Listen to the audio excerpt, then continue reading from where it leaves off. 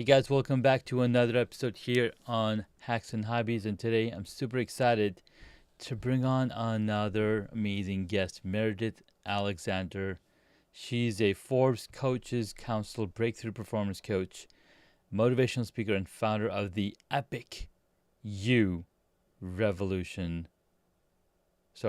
Re-evolution movement. She's here. And we're going to have some fun conversations here. So Meredith, thank you so much for coming on to the podcast. Thank you so much for having me, and thank you all for joining us as well. So Meredith, super excited to jump into the conversation and how you got to here, why now inspired you to say, hey, this is the route I want to take to Sure. be here. Because sometimes we don't know where we're heading, but we know where we want to go. Am I contradicting myself in that question? No, I think you are absolutely on point, and that's part of the challenge, isn't it? Right? Yeah. It gets filled with tangles, and so yeah, that was you are describing me for sure, because I had several passions as I was growing up, ranging from ballet to writing, and literally like boulders kept dropping on them, and all I knew was that I was fascinated with one question, and that was how to choose to live. And so from the time I was in my late teens, I went to Georgetown and was introduced to Plato and Hobbes, and I thought, my gosh, there's this question that we human beings have been working on for thousands of years, and you're telling me that we haven't been able to figure this out yet. So I immersed myself in all sorts of anything and everything that was inner game. So that meant, the old Stoics, that meant energy, that even meant things like neuroscience ultimately, and law of attraction per se, Yeah. Aikido, martial arts. And yet there seemed to be a big disconnect between that and quote unquote what I was going to be when I grew up. And so I tried certain things along the way and managed to kind of find some joy in them, but they didn't feel like like you're talking about. And then one day, when I was literally in my mid 50s, so don't let this scare you if you're out there in your 20s and going, oh my God, I don't want to wait until my 50s. But for me, I was in my 50s and I had been a single mom most of my life. I'd been an entrepreneur. My youngest daughter had finally graduated from Yale, and she was on a fellowship in South America, when at 3:15 in the afternoon, the phone rang. And when I picked it up, before the person on the other side of the line had even said one word, it was just the inhale that communicated that my life was about to change. And so what she shared with me was that my daughter, Skylar, had literally been crushed by a boulder, and she had sustained so many injuries that it was unlikely that she would be able to survive. So I was told to immediately hop onto a plane and head down to South America. And if I was lucky, I might get to say my final goodbyes to my daughter. So as you can imagine, my world collided at Yeah. that point. But ironically, that looking back, that became the pivotal moment when all of the other boulders in my life. So I definitely am a graduate of the School of Hard Knocks, just saying. All of those other things started coming together because I ended up on a plane. I wasn't rushing in traffic to a local hospital. I had to sit at 30,000 feet for hours and hours and hours and kind of distill all these horrible emotions that I was feeling. Yeah. And I came to realize that the worst was feeling powerless. And that's where it came to the inner game.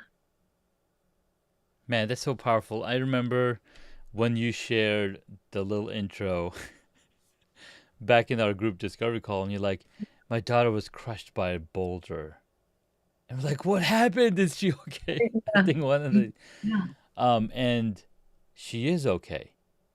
So it's, yeah. So interestingly enough, I mean, this was really where I had to stare in the mirror and go, okay, all the stuff that I've been fascinated with throughout my entire life, is it real? I mean, they Mm. say it's real, but I dabbled with trying to manifest things and actually had manifested some things that were quite intriguing. But this was my daughter's life, right? And medical precedent said she cannot survive this.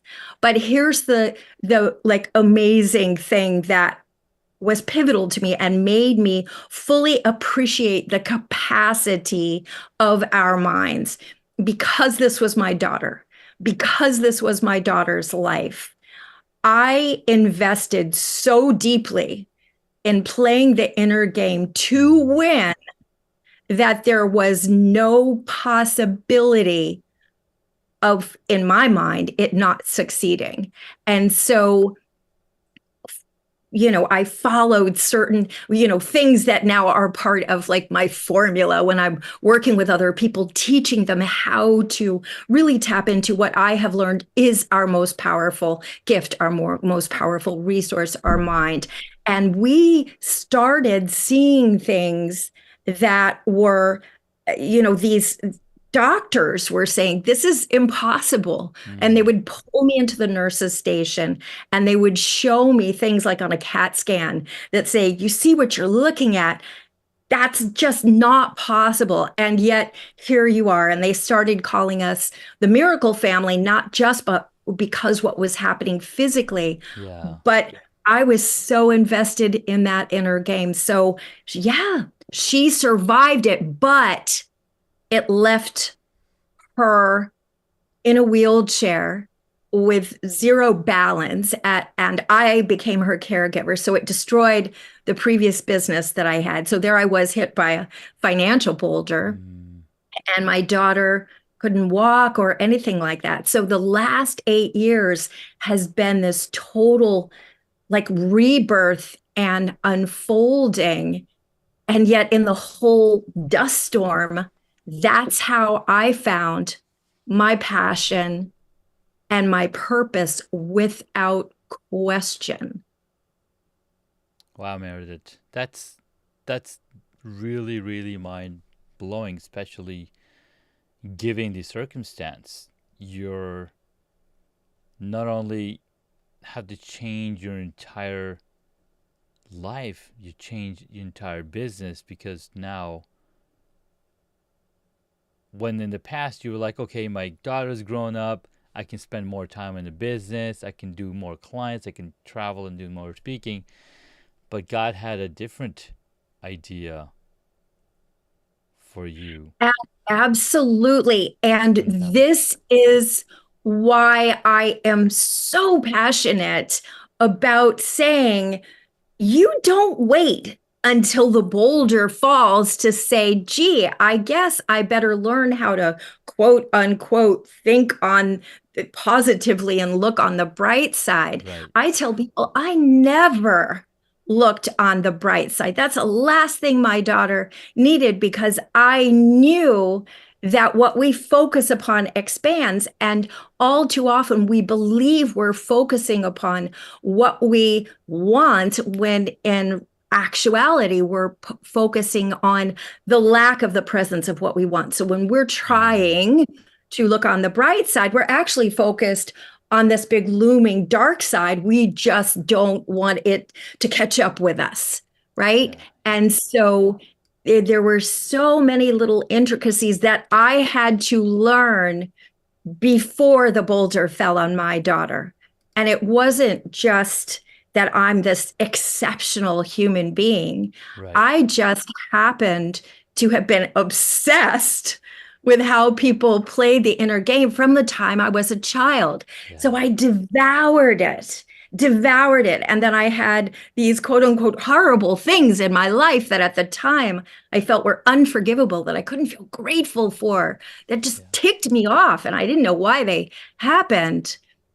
And yet they made me ask different questions. They made me search for something more. I didn't realize it at the time, but it was kind of up leveling me in this grand video game, right? And Mm, so by the time that boulder actually fell, and I had the invitation to make the choice of investing in all that I knew, I was ready to say, game on. And so that is really why I do what I do, and especially with leaders and professionals, because I know so passionately now that this really is the resource that we cannot toss it away. We cannot delegate it. We cannot automate it. This is such a powerful source of potential and limitless potential, that imagine when we can get out there and become actually the sovereign of it, what we are capable of being. Does that make sense? 100%. 100%. You become what you focus on. Yes. And Yes. the only way that's going to happen is if you've been working on yourself, and you had been, Yes. which enabled you And to then distill that into your daughter as well. for sure. And kind of to your point, I believe, as wacky as it sounds, that those challenges per se, the boulders that drop, I mean, the clue is even in the word. When you take the you out of the word boulder, in other words, when you get out of your own way, then and only then can you step out into the world as that bolder version of yourself. So I truly believe that we have the capacity to leverage adversity, to leverage change, to leverage disruption in order to really crack open this version of our own potential that we may not even know existed Hmm. before. But I feel like I would love for people not to have to be literally crushed by a boulder in order to be inspired to do this, which is Yeah. why I am out there training individuals, training teams, training whomever is at the point where they're feeling really frustrated, because that's the best time.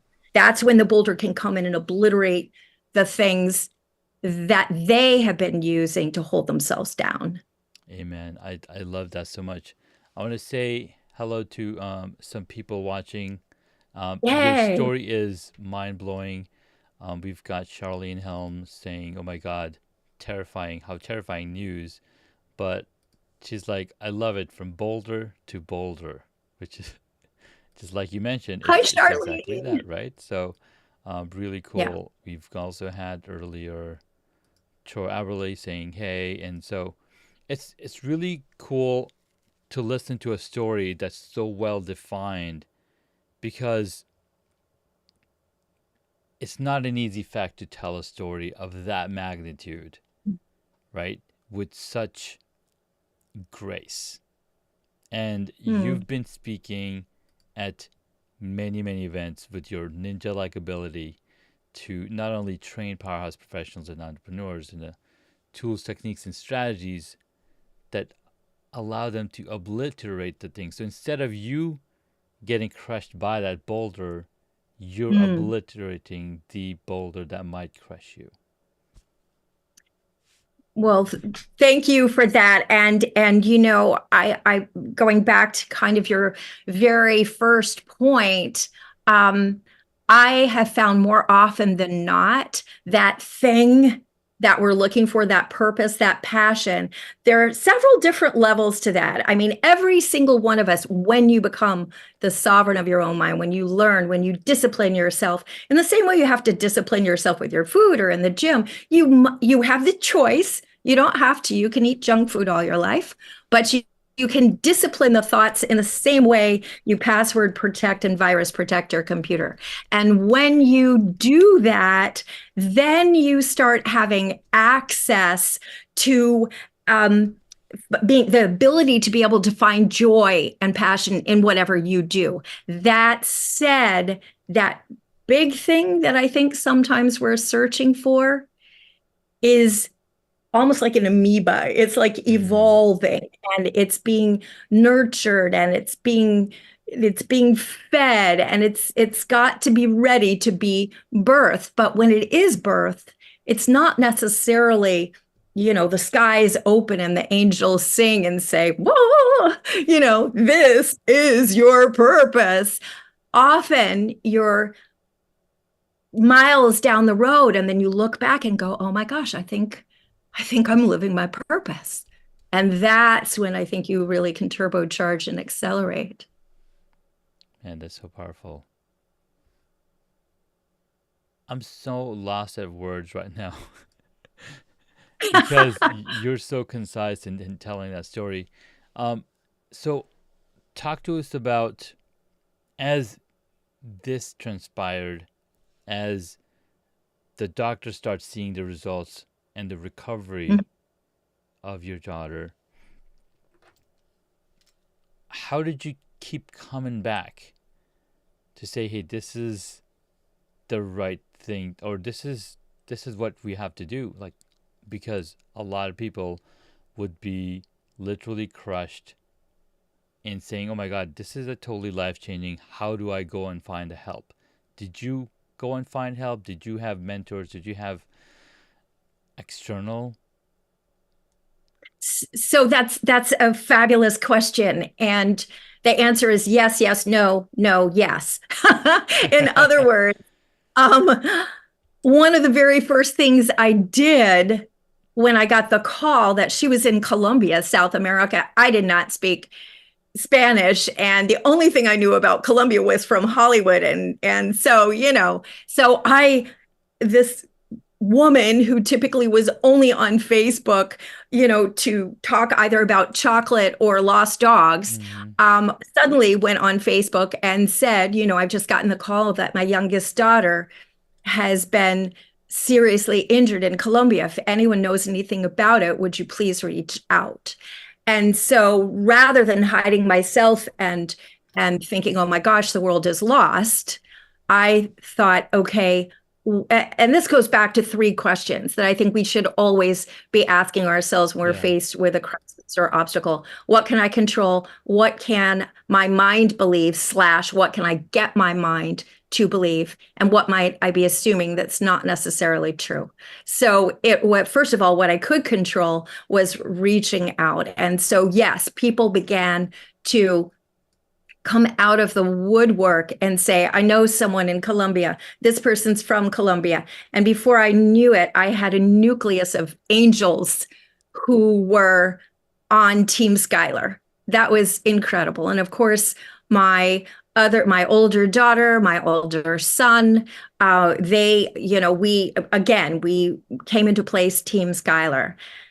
Where I say the yes part to like the mentors, these were mentors. I cannot emphasize enough how many mentors added value to me before the boulder. I would have been in no emotional state to absorb what they had to teach if I had put it off and said, well, when the boulder falls, then I'll figure it out. That's when I think I had so many people who said, gosh, I don't know how you stay so positive. You're going to crumble. You're going to break at some point. And I honestly could say, I don't think so, because again, I'm not trying to put on a happy face here. Yeah. I am 1,000% invested that this law of attracting the right action, in other words, law of attraction, I view that word, the attraction, as a contraction for attracting the right action. And so again, these laws either work or they don't. And I was about to find out. And that meant applying the law of energy, everything that I knew solidly. So in that sense, the mentors for the most part that I had or before, what I did have in the midst of Skylar was this team of angels. And for me, I call it God universe, right? It was very much a point where I got to this place where I realized I had to find thoughts that felt a little bit better, just a little bit better, in order to get my power and my focus. And I had to become the leader of this global family. So they weren't adding energy that fed into the idea of her dying. And although I had to make her leaving her physical body okay as well, and that's kind of another conversation. Yeah. But it was such an important key element to find one thought that feels a little bit better and get from despair to a little bit of hope, hope to a little bit of belief. But then it had to go further. It had to go to this knowing, which is where people talk about faith. Mm-hmm. And the moment I got there, it felt as if I'd been picked up and moved into the future by 5 to 8 years. Nice. And I'd gotten a glimpse, and then maybe that, like, Men in Black sort of thing in front of my face, so I wouldn't exactly remember it. Yeah. And came back, and I just had this knowing that everything would be fine, whatever that new fine would be. And so therefore, these angels and this unwavering sense that this was not the first time, this was the second time that I was living through this experience. And I knew that as long as I kept this ship on course, we're going to like the destination where it ends up at. I love that. This is so powerful. Let's change gears because you've gone through that journey and you created a movement, the Epic You Re-Evolution movement. Now, it's a movement that you created. What are some of the core principles in here that helps individuals achieve their extraordinary potential? I love it. So really it's founded, on that word epic, right? That word has evolved, and it really is looking at your life, looking at limitless potential through the lens of epic, meaning empowerment, purpose-driven, innovative, collaborative. So waking up in the morning and asking yourself the question, is what I'm about to do, is who I'm about to be, does that empower me? Mm-hmm. Does that expand and feed my purpose? Does that lean into innovation, imagination, creativity? And then C, of course, who can I go out there and collaborate with so I can become a bigger, bolder version of myself? Mm-hmm. And so my whole book, the 100 Days of Epic, is really about, okay, so how do you execute that? Because to me, mindset is an itsy bitsy part of playing the inner game to win. And I can't tell you before the boulder how many times I heard, well, you just need to have the right mindset. And I kind of went, what does that even mean? And when I don't have the right mindset, how the heck do I get the right mindset? Right? It just sounded like, okay. And tell me also about the part where I'm supposed to be able to identify my limiting beliefs. Tell me that part again, right? It just, so much of that seemed like, yeah, I get the process, but help me with the application here, because if I have a blind spot, doesn't that mean that I can't see it? Mm-hmm. So what I really learned to work with is that, first of all, it starts with committing to become the sovereign of your own mind, which means no more of this autopilot, my thoughts get to think me. I am not my thoughts. unless I am chained by my thoughts, but that's a choice. So I am going to commit that whatever it takes, I am going to start virus protecting and quarantine this beautiful mind of mine. So I need to master 3 elements in order to do that. One, my focus, right? So when I'm talking about, oh my gosh, a year from now, I want to be making 6 figures. I want to live in a better house. I want to be surrounded by better people. I don't want you to be here, that kind of thing. That's focusing on the lack of the Mm. presence of what you want. It's a checklist of all the things that are missing, so those will expand. You have to learn that this focus is this powerful, creative tool that we all have access to, but we have to learn how to use it. How do we learn how to use it? By practicing and becoming aware, almost like the hot and cold game. When are we using it effectively and when are we not? The Yeah. second element is totally our language. It's not only what are we saying to each other and what impact does that have, but realizing that every single word has an invisible story and association with it.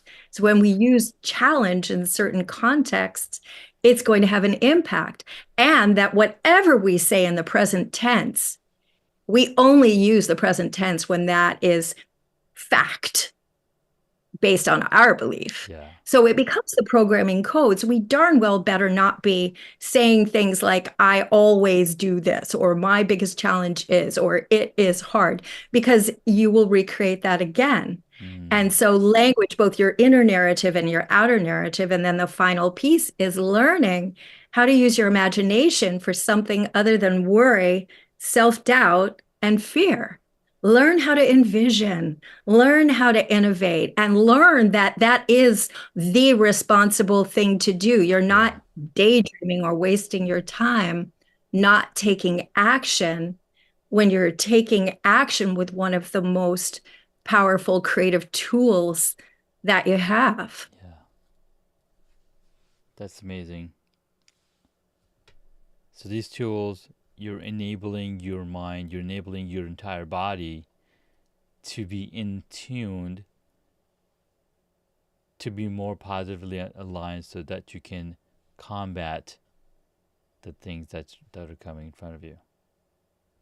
Or again, remember, I'm a word person, so that Mm. combat has pushback. It creates something to be combative against, Sure, right? sure, So sure. it's more like an allowing. It's the open sesame, right? It's, oh Mm. my gosh, I made it to the next level sort of thing. So it really is, I call the aspects of our life kind of broken down into 12 brilliances, right? So it gives us access to really experiencing the shine of these brilliances within ourselves and within our own life. And it really can kind of just wash away sometimes some of the things that you feel like, oh my gosh, I am so stuck. I cannot figure this out to save my life. I've tried everything. Well, when you first identify really not only where you are, but who you are, Mm-hmm. what has been working in your favor, what are the momentum turbochargers and what are the momentum killers, then you can have more clarity to really identify, okay, what is this next big thing I want to experience in my life? Yeah. And then the second part is then you can kind of reboot, recalibrate, course correct anything that isn't aligned with it. You can create what I like to call your personal empowerment system, which is almost like a care and feeding manual for yourself and for anyone that you're with. Yeah. Then comes the unleash. That's when you go out there and say, okay, how am I going to play with this brilliant unstuck version of myself? I mean, I was able to get this far being Yeah. stuck. Imagine how far I can be when I truly am very deliberate and the sovereign of my own mind.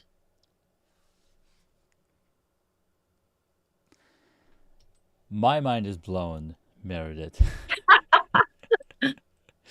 you know, um, and as being the breakthrough performance coach that you are, I'm sure you've seen a lot of obstacles that professionals face? What are some of the common ones that they might have trouble overcoming?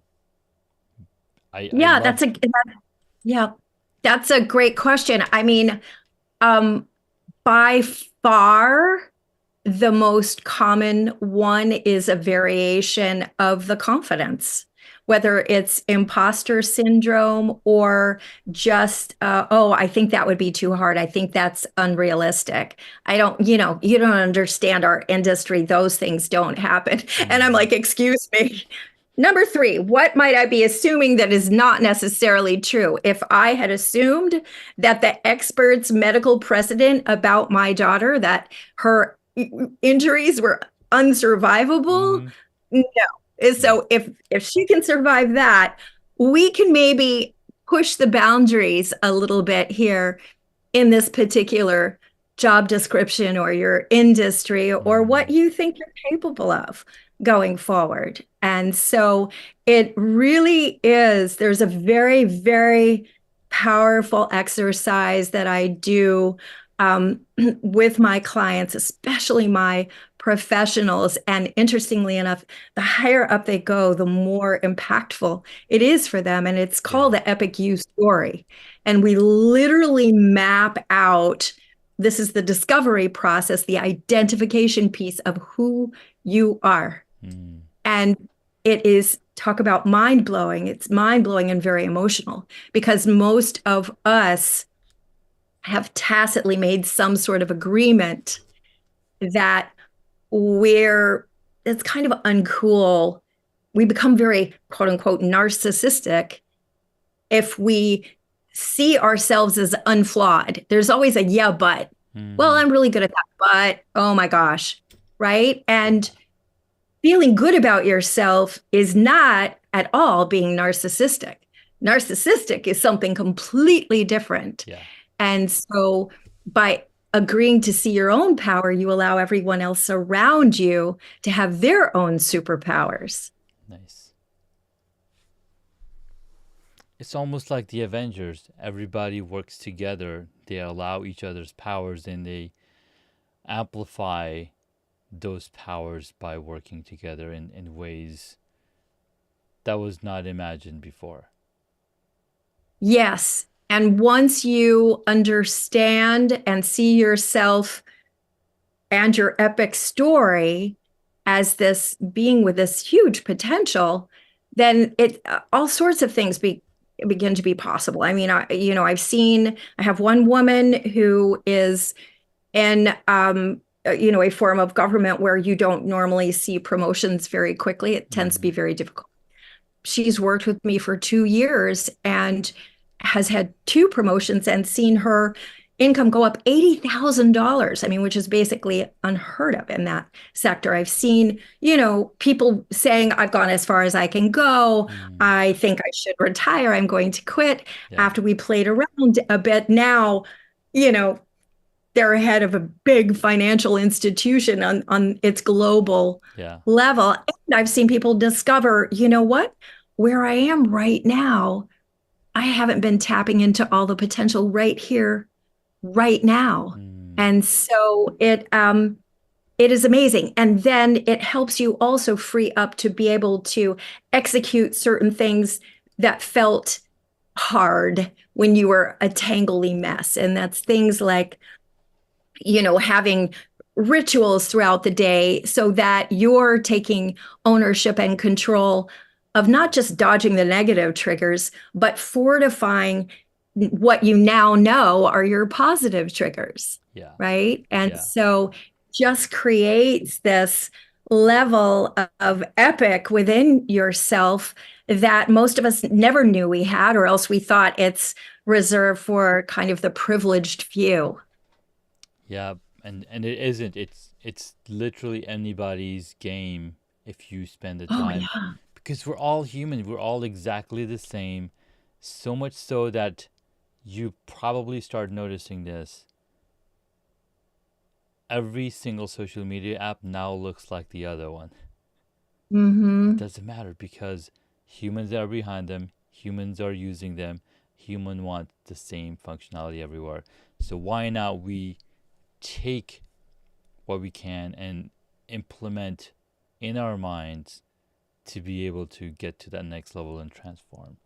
Meredith, I love Hmm. this conversation. This is really fascinating. Not just fascinating, it sends it reconfirms my belief in humanity that anything is possible, and it reconfirms why I do this, why I podcast, and why I put myself in this place where I can put the good stuff in here.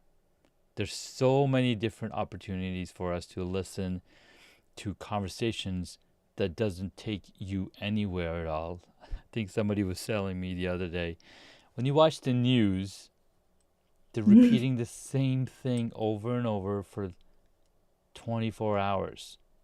Yes, Hmm. like for example, when we watched the news when the Katrina hit, when different events hit, they're repeating the same thing over and over. It's not nothing new. How can they change it? Well, you need to disconnect from that, because unless you are involved in helping with that situations, you've listened to it for, let's say, 30 minutes, that's about it. You could probably check back every once in a while to make sure everybody is okay. But I think that's the max that you should expose yourself to such kind of stuff. Well, and I think you bring up a really important point, and it goes back to that saying that you become the average of the five people that you spend the most time around. Yes. Well, that saying started long before there was Oh, technology. yes. And so now we have a lot more quote unquote people around us who are forming that inner circle, even Mm-hmm. if we're by ourselves Mm-hmm. at home. But the beauty is that in today's world, goes back to question number one, what can you control? Yeah. I can control that. And I can't emphasize enough that to a certain extent, about, I would say, a minimum of 75% of the time, you can control what is your perception of reality based on Mm. what are you focusing on and what are you making it mean. Now, clearly, boulders drop, right? All the time, Don't yeah. they? All the time. And yet, even like this, it was, am I going to react or am I going to respond? And when I choose to respond, am I going to choose to have it propel me forward, Yeah. or will it instead choose me to define myself for the rest of my life Yeah. simply as the mother of a child who was tragically struck by a boulder at Yeah. 22 years old, right? Absolutely. So, Absolutely. All right, Meredith, let's take a quick break, and when we get back, you will share with us 3 hacks that we as entrepreneurs, that we as human beings and professionals can implement in our lives. So we'll love be it. right back.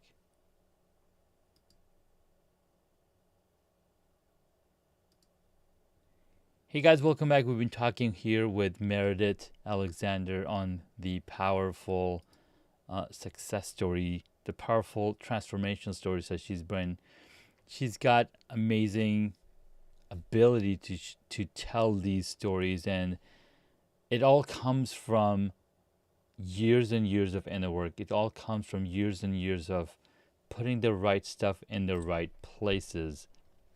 Now, Meredith, you are the Chief Empowerment Officer for Grit Mindset Academy. Talk to us about the 3 hacks that we can implement so that our mindset is as powerful as it can get, just to get started.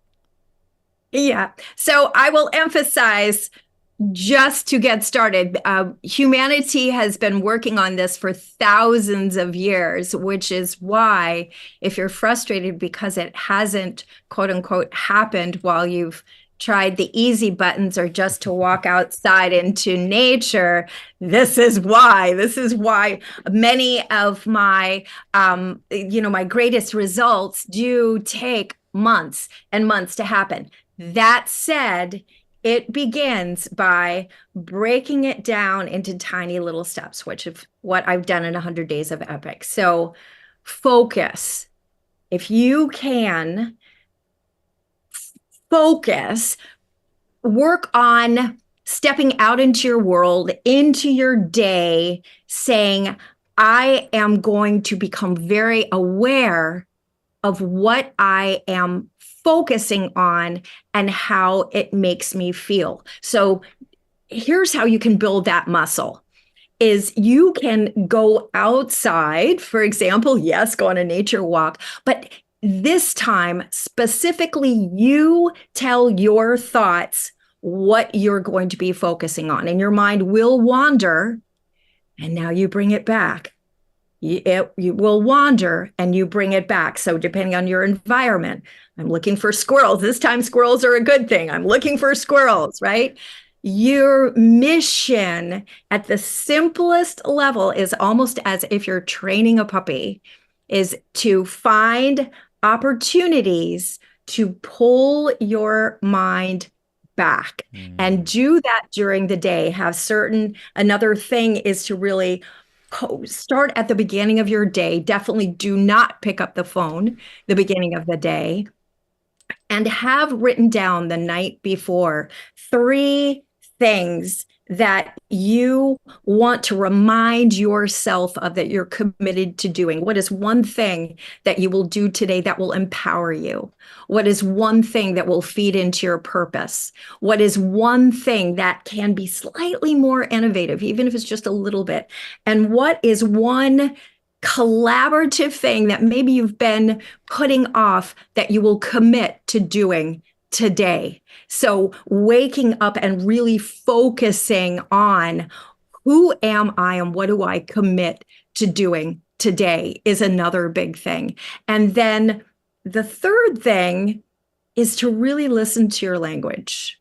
So I would challenge you to conclude the rest of the day, or an entire day, or an entire week, or entire month, if you can, getting rid of the word but.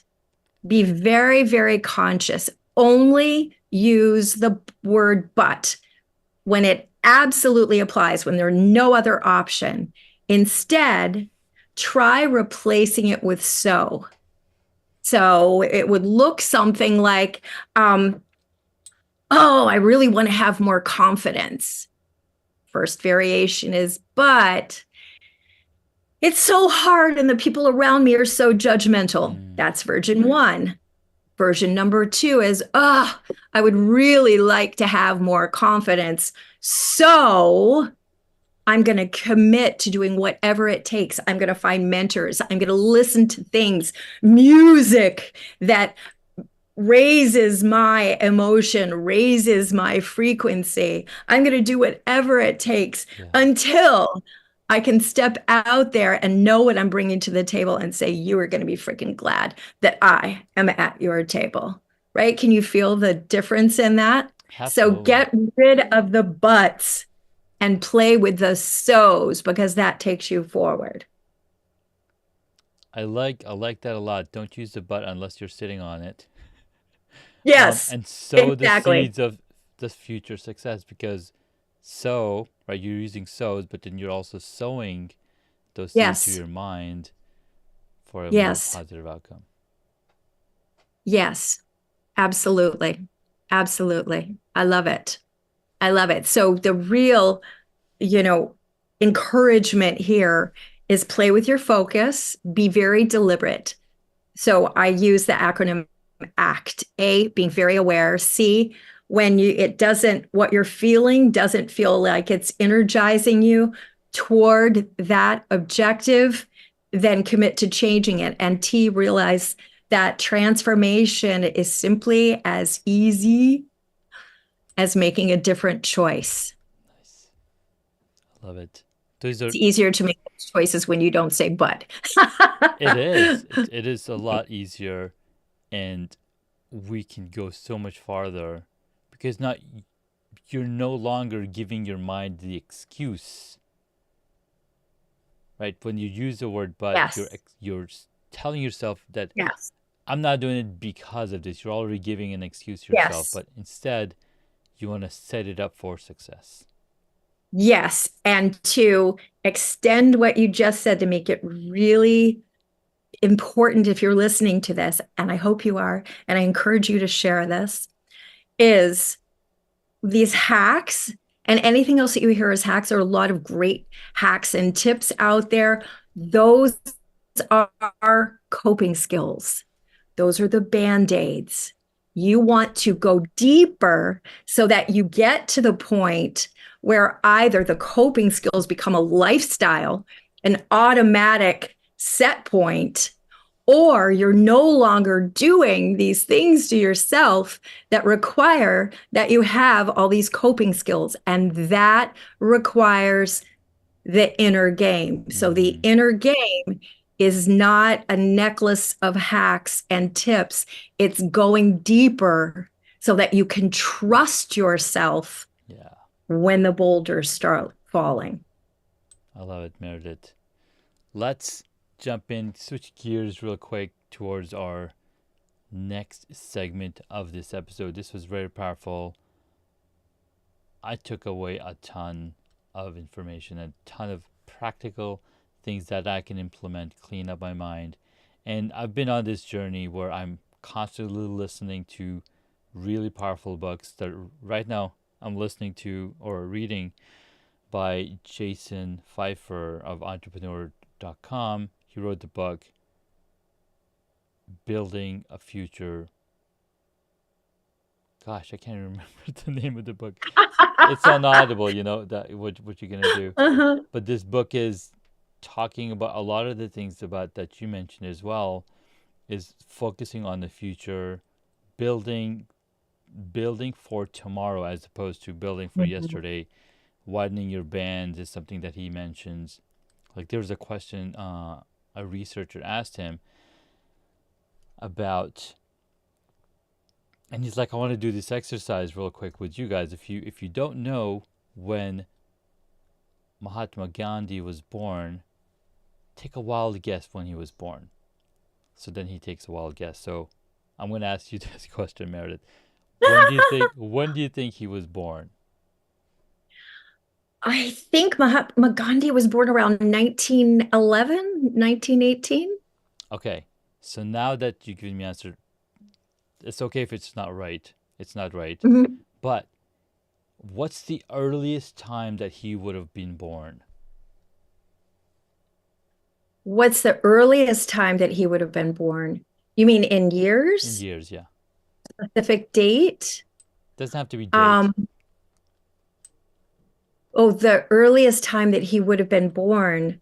Um, well, I mean, ultimately when he was zero. I mean, No, I'm um, sorry. Like the year, like the AD or so like, okay, so the if earliest it's time not he could have been, 1918 or 1911, what would it be? The yes. earliest thing. Okay, if it wasn't that, then I would have said that it was about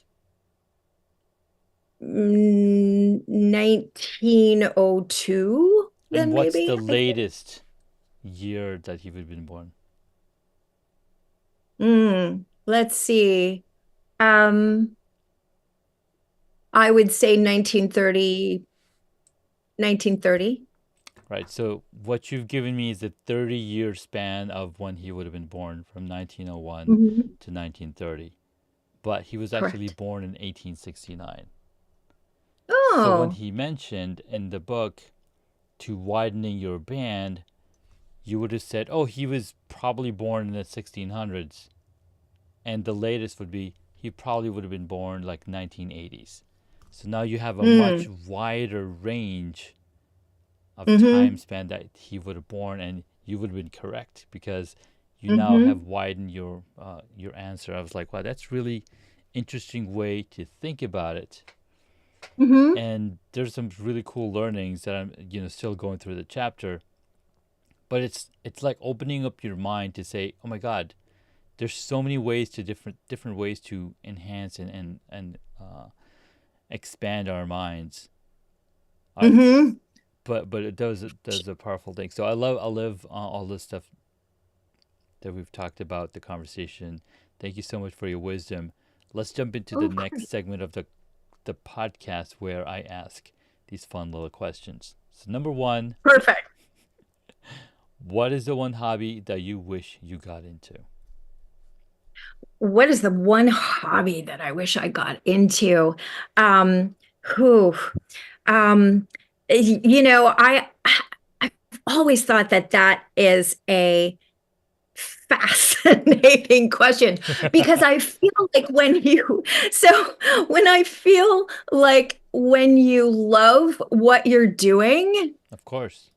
and and which I do, especially now that the hobbies, coming even more alive.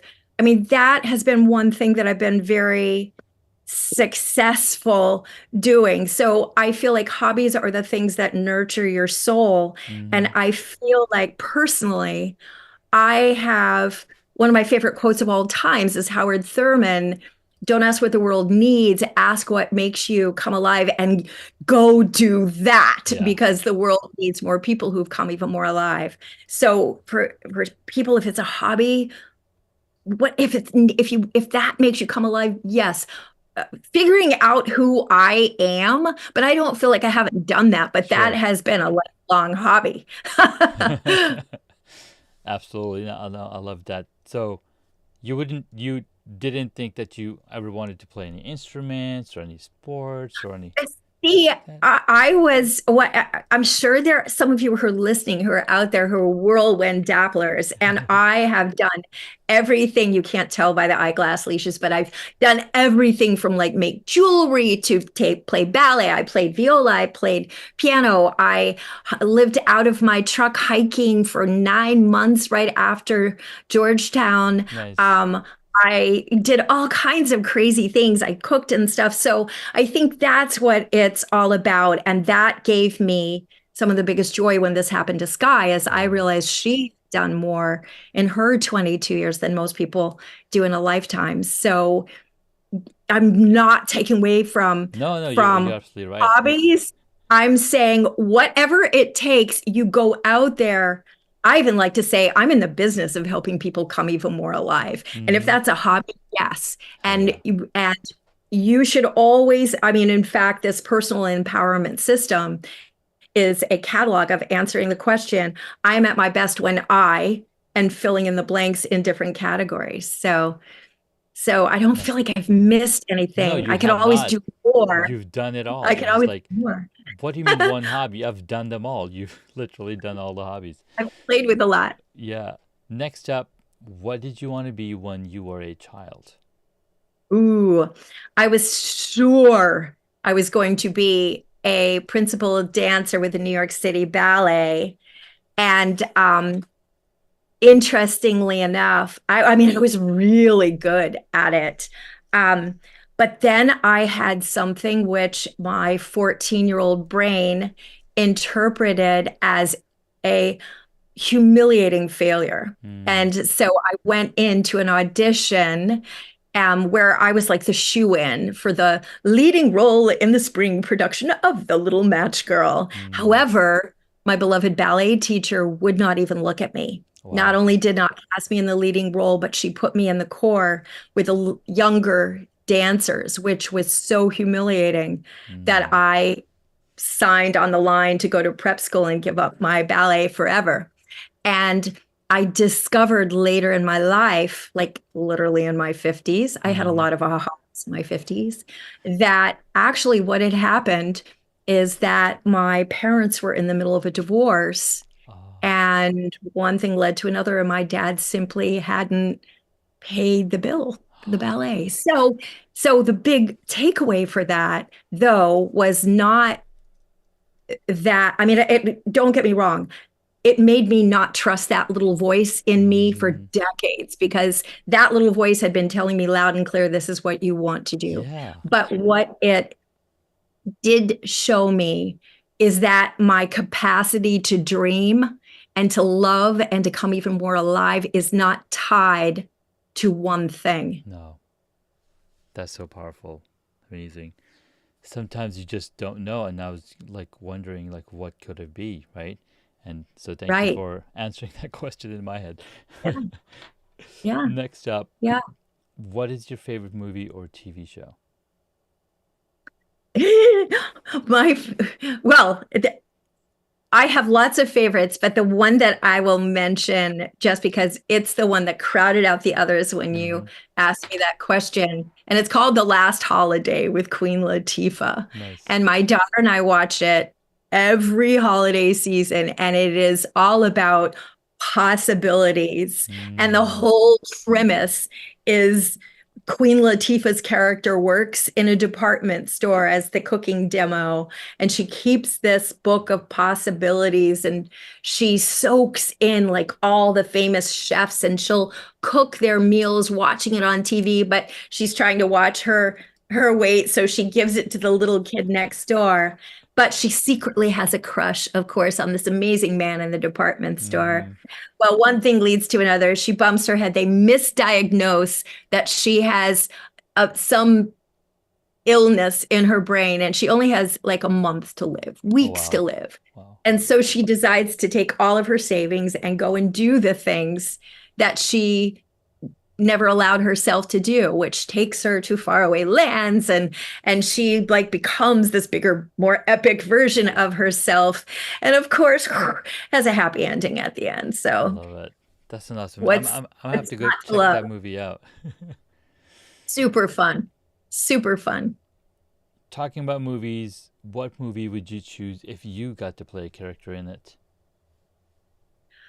Oh, if I got to play a character in it, it would, I think the first thing that comes to mind, I, I, I love Eat, Pray, Love, Mm-hmm. of course. I mean, that's like kind of a classic, but I love the idea again of that questing and that introspection. And, the only reason I wouldn't say like being a, uh, a an elf in Lord of the Rings or something like that was because of all the orcs and stuff like that. Not really big into like being attacked by Right. strange creatures, but so I'll default to the eat, pray, love uh, role, and traveling the world and discovering even more about yourself. Nice.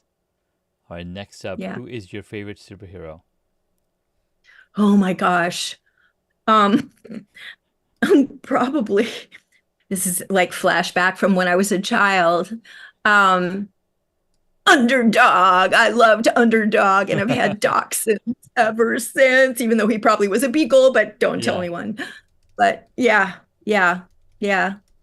I love I that. loved Underdog. Underdog. Nice. And last Yes. question: if you were a board game, what would it be? If I was a board game, ooh, if I was a board game, what would it be? Hmm, that's a good one. Um, mm. Wow. If I was a board game, um,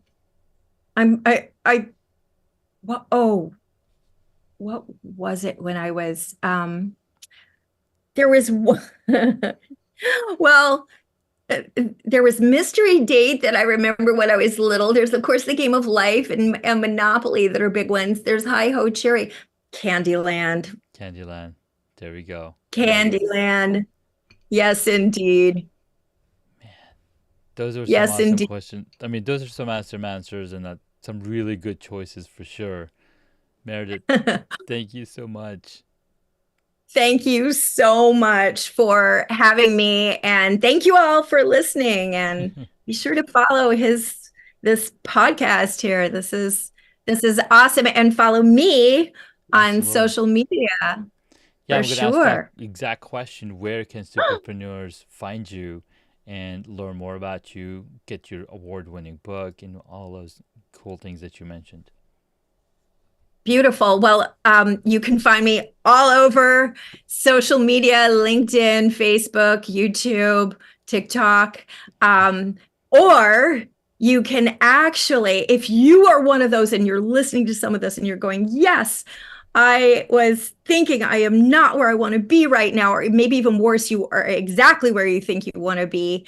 And you just don't feel like you thought you would be Mm. feeling right now. Or if your team is not where you want it to be, then connect with me either on my coaching website, which is Grit Mindset Academy. You'll see a place where you can actually brainstorm with me for 20 minutes, me, not my people, me. And we can figure out, if there's a way to help you go further faster. Or if you're really talking about your team, and I actually have keynotes, yes, but also programs like, training sort of things that are really fun that you can access through meridithalexander.com. So I would love for you to connect with me Awesome. and see me somewhere further down the road. Absolutely. Well, Meredith, thank you so much. Thank you for your wisdom, your insights, the storytelling. I loved all of it. We are much more better than we were before after listening to you and talking with you. So, thank you so much, and we'll catch you in the next episode. Thank you so much for having me. Bye, everybody. Bye, everyone.